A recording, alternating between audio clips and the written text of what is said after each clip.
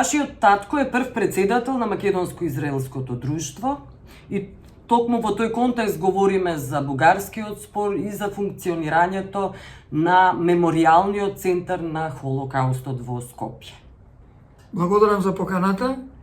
Значи од 1993 кога е формирано Македонско-израелското дружение, на некој начин и јас сум поврзан со идеите и ставовите и за почетокот на градење на меморијалниот центар, за кој што многу помогна ова здружение. Ја бев член на тоа здружение и мислам дека меморијалниот центар е само еден дел од производите на Македонско-израелското здружение. Многу важен момент од кој што мислам дека може да почнеме за македонско-бугарските односи е активноста на Македонско-израелското здружение 98 година. Ја одржана конференција во Вашингтон под покровителство на Стейт департментот и на Меморијалниот центар на Холокаустот во Вашингтон за одземените имоти на евреите, на уметничките дела, на парите, на имотите, на сите тие суштествени работи кои што не беа реализирани до 98. Под покровителство на председателот Клинтон, на Медлин Олбрайт, а особена активност имаат основачите на Меморијалниот центар во Вашингтон, Ели Визел и Стюарт Ајзенштад, кои што се залагаат да дојде до враќање на имотите и парите на евреите.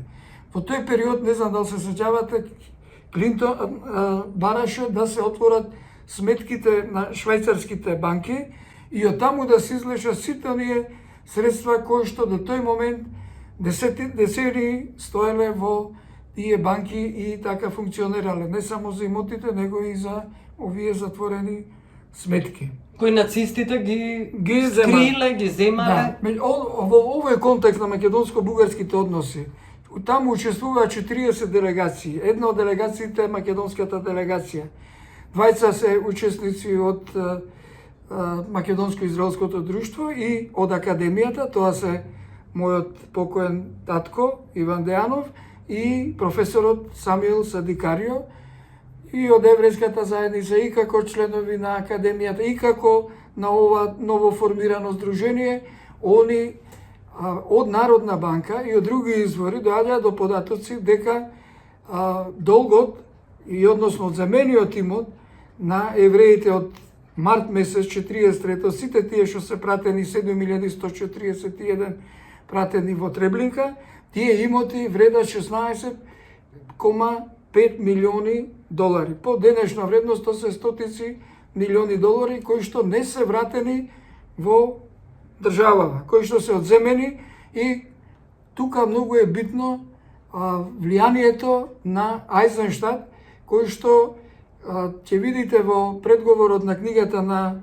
Леа Коен за спасувањето, прогонот и Холокаустот во царството Бугарија. Предговорот без да се се признаваат сите овие податоци. Овие податоци не се оспорени од бугарската држава и делегација која што била присутна во тоа време на тој состанок 98.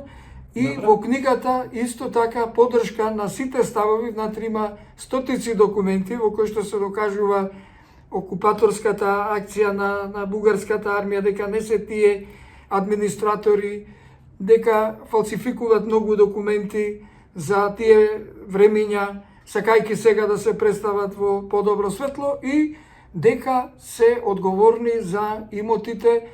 Ајзенштад директно пишува во предговорот дека се залага за евреите, нивните имоти во Германија, во швајцарските банки, во Франција, во сите окупирани земји. Окупирани земји, кои што ги спомнуваат Естонија, Литванија.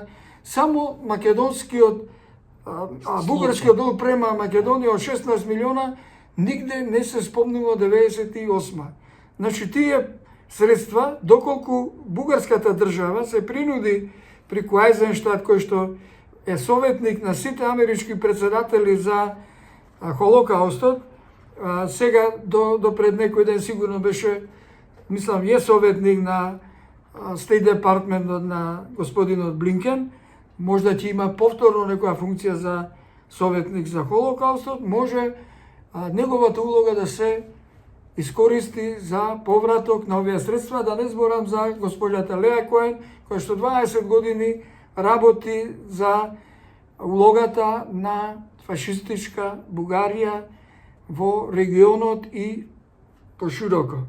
Како да се принуди Бугарија да ги врати овие пари, овој долг? Велите дека тоа се механизмите, луѓето кои се политички фигури, важни фигури во Америка. Да, овие се механизми кои што би требале да се искористат и за извинување на она што го има направено.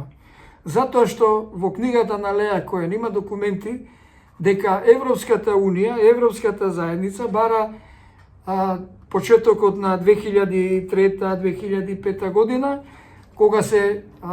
кога аплицира за влегување во Европската Унија, тоа се Хрватска и Романија, посебно за тие две држави кои што имале негативен однос кон евреите за време на Втората светска војна, политички услов да тие влезат во Европската Унија да се извинат за своите злодела.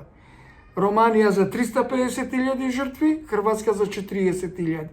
Тој случај тоа правило не е искористено во случајот со Бугарија. Зашто? Како тоа треба да се види со Европската Унија и да се најде начин да Бугарија веќе влезена во Европската Унија, нејзи е прогледано низ прсти, за разлика од Хрватска и Романија кои што морале да се извинат за она што е правено 41-44, што фактички го пишува и Леа Коен во незината книга, која што би требало да се промовира по мене овде и да се искористи Леа Коен, да се искористи Айзенштад, да се искористи другиот промотор, тоа е Александар Оскар, кој што е председател на друштвото Шалом на преостанатите 5000 евреи во Бугарија. Вие знаете дека е тешко да се притисне Бугарија со оглед на тоа што е членка на Европската Унија. Значи, Европската Унија не е центарот на светот. Меморијалниот центар на Холокаустот во Вашингтон на 2 април 2013 има испратено осудувачко писмо до бугарската влада и до бугарското собрание. Го има тука во документацијата, во книгата на Леа Коен на 28 страна, ќе ви дадам, може да го прочитате и тоа понатаму да иде како документ кој што е испратен, во кој што ја осудуваат политиката на Бугарија на негирање на она што е направено во Холокаустот кој што е направен 40-44 со податоци дека нема право Бугарија да ги фалсификува документите за убиството на и Холокаустот на 11.343 по број. Затоа што, не знам се сеќавате, пред недела дена имаш интервју на бившиот премиер Љупчо Ѓоргиевски, во кој што он манипулира со бројки од 2 до 100.000, што не е прецизно, да е дадено 11.343. Ова е, да речем, на научна основа, не е шпекулативно и дека македонската држава, он ќе им дал предлог како да се смират и да се регулираат односите меѓу Македонија и Бугарија, дека Македонија мора да признае македонската историографија дека правела фалсификати. Може овде да се видат дека стотици фалсификати кои што ги прави бугарската држава од времето на Людмила Живкова, од рехабилитација на нивни писатели кои што за време Втора светска војна биле на едукација во Германија, кај Гебелс, кај не знам што, по 200.000 примероци, значи има континуитет во нивното фалсификување на историјата, на литературата. Знаете дека Людмила Живкова беше таа која што отвараше разни институти за голема Бугарија. Значи, тие, да не речам, па на некој начин и фашистички идеи, имат континуитет од времето на Цар Борис, времето на Людмила Живкова и таткој и ден денеска, особено после 89 година, сето тоа е повторно, ќе кажем, опишано во оваа книга. Жена, 82 години Леа Коен, која што 20 години минимум работи на овие документи. би ја спомнал и Екатерина Захариева, која што е актуелна овие денови, која што во времето на нејзиниот мандат да биде за надворешни работи, изнесува фалсификати дека бугарската држава во овој период од 40 до 44 не спасила само 48 и тие се под прашање спасени, односно не успеале да ги довршат до крај, како што успеале во новиве територии со 11.343 хиljadi, него дека спасиле уште 15, додаваат, заедно со Борисов и Каракачанов, се спомнати по име и презиме, дека фалсификува документи, дека бугарската држава спасила уште 15 до 20 хиljadi. На тие 48, значи спасиле 68, сака да се представат. Меѓутоа, овие податоци може да поминуваат во Европската Унија овие денови. Меѓутоа, не поминуваат кај америчката администрација. Че го видите тој документ, кој што е упатен до Филип Рикер, до председателот на Еврејското здружение, секаде во светот, и дека се следи таа бугарска политика внимателно. Зашто нашето министерство и зашто нашиот меморијален центар не се следи, јас немам одговор на тоа прашање. Меѓутоа, факт е дека постојат тие документи. 2013, 11 години се поминати. Да тогаш да е реагирано од македонска страна, ја не верувам дека ваква агресивна и арогантна политика од бугарската страна може да помине. Еве го гледате Пендиков на тие слики на она што се случува пред театарот. Тој кој што е болен, кој што реагира на сите судски рочишта. Да. А тој истиот може да оди заедно со Џамбаски, значи многу сериозна ситуацијата. Не оди кон добро ова нити за Европската Унија, нити за Бугарија, најмалце за Македонија. Европската Унија не е центар на светот, велите, но во политичката реалност тешко е да се добие правда, особено кога станува збор за по-кревки, по-слаби држави. Тука го гледате всушност влијанието на Америка најмногу. Точно така. За Македонија подржа. Да. Има интервју со Едвард Џозеф пред година и пол. И на тоа не е реагирано, каде што има многу добра анализа за македонско-бугарските односи и дури има предлог за како тоа да се реши. Знаете, сте го виделе тоа интервју, може да се извадат делови од тоа интервју каде што укажува на податоците на фалсификатот, повторно ќе се вратам, фалсификатот на бугарската држава и на бугарските институции е доминантен.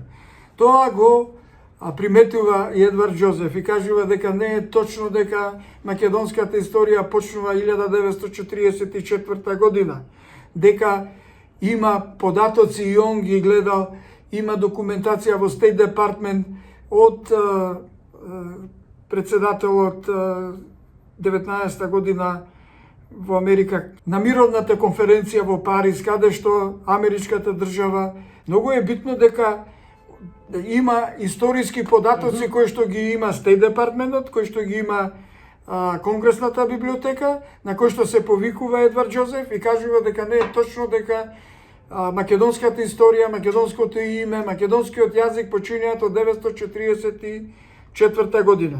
И Џозеф бара формирање на македонско-американска комисија. Сметате ли дека тоа би можело да биде излез од решението? Тоа е поентата, да се надмине делувањето и агресивната политика на бугарската комисија и млакиот одзив на македонската историска комисија.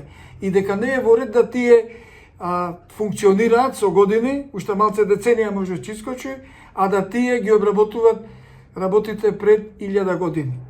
Главно е да се види каде почнува фалсификатот на бугарската држава, ако сакаме од Балканските војни, Првата светска војна, Втората кога се на погрешна страна за цело време.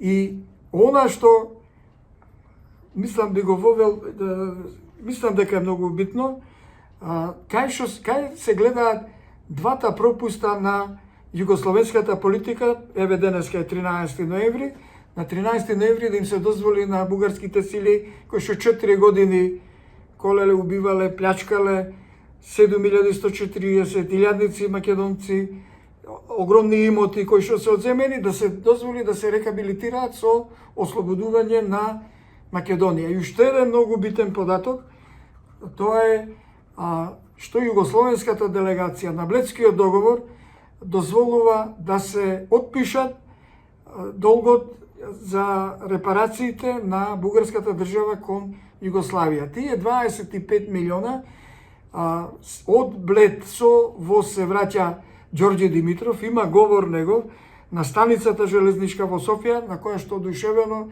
им кажува на стотици хилјади бугари дека се враќа со тие 25 милиони кои што Тито му ги отпишал во Блед. Со тие 25 милиона бугарската држава фаќа приклучок.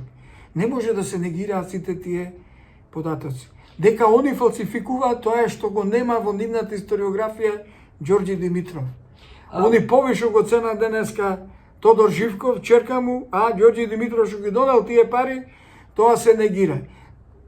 Знам ја дека Европската Унија гледа на друг начин, меѓутоа, без овие историски работи, историската комисија, ако Џозеф, кој што е десетици години на овие простори, ја вивисекција има направено на целава ситуација и наоѓа решение со македонско, америчка историска комисија, тоа треба да се цени година и пол, не знам зошто тоа не е активирано. Историските комисии, веќе ги спомнавме, Македонско-бугарската комисија, но совршен некаков компромис, тие работат на компромис, но совршено не може да биде решението. Но многу долго трае тоа. Тоа не е, мислам дека доколку се формира таа македонско-америчка историска комисија, дека ќе даде побрз тек на настаните. Затоа што америчките интереси и на фон дер Лајен и на Европската комисија на неколку точки мислам дека не се совпаѓаат. И дека ние треба да превземеме активности и дека можда тоа тргнате патот во таа насока после состанокот на НАТО во Вашингтон меѓу средбата на Џозеф со премиерот, не знам. Меѓутоа очигледно дека овие нема добра динамика овие настани. Вие не сте против внесување на бугарите во Уставот. Сметате ли дека мора да се направи некаков чекор на добра волја од страна на Македонија, што би можело да ги омекне практично односите со Бугарија? Значи, предуслов за да размислуваме ние за внесување, ја не сум политичар, не одлучувам за тоа сигурно, меѓутоа мислам дека треба да има македонската страна компаративни предности за кои што претходно зборев, кои што ги има документи, кои што ги има во документи од State Department, каде што се гледа која страна фалсификува.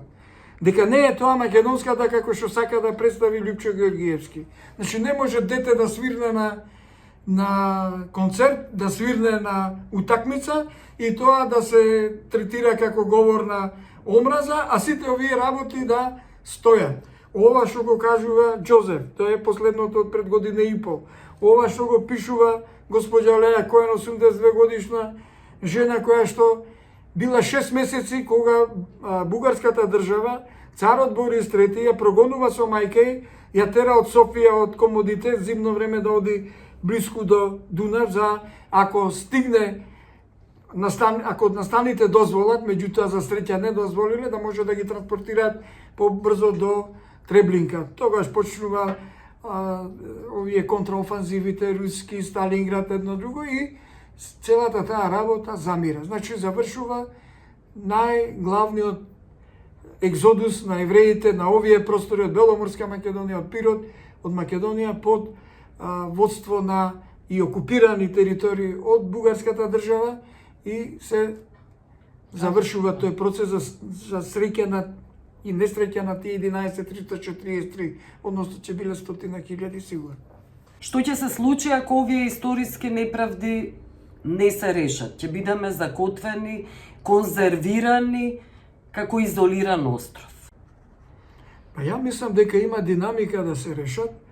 Има 2013, ви кажав, мемориалниот центар во Вашингтон, кој што е, ја мислам дека доминантна институција за еврејското прашање у моментот, можда поважно и од Јад Вашем, State Departmentот, Ќе го видите тој документ каде што пишува дека пратен документот до Филип Рикер у тој момент во Стејт Департмент. Цело време Меморијалниот центар во Вашингтон функционира заедно со Стејт Департментот. По мене Стејт Департментот има големо значење и голем авторитет.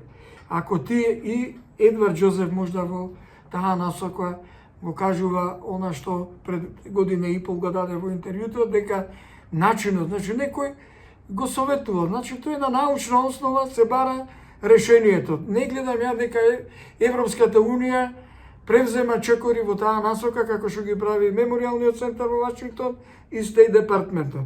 Ги има по име и презиме подпишано, пратено до овој центарот за фашистичките злосторства, беше во Виена, Симон Визентал, па знаете дека пред година дена, кога беше година и пол, за 80 годишница од погромот на евреите во Македонија, дојде председателот Зуров и тој недвосмислено точно ја упати кривицата каде се наоѓа. Не може Европската Унија да ги затвара очите и мислам дека проблемите и денеска се сеќавате дека КЕПС беше формиран за европска безбедност и соработка.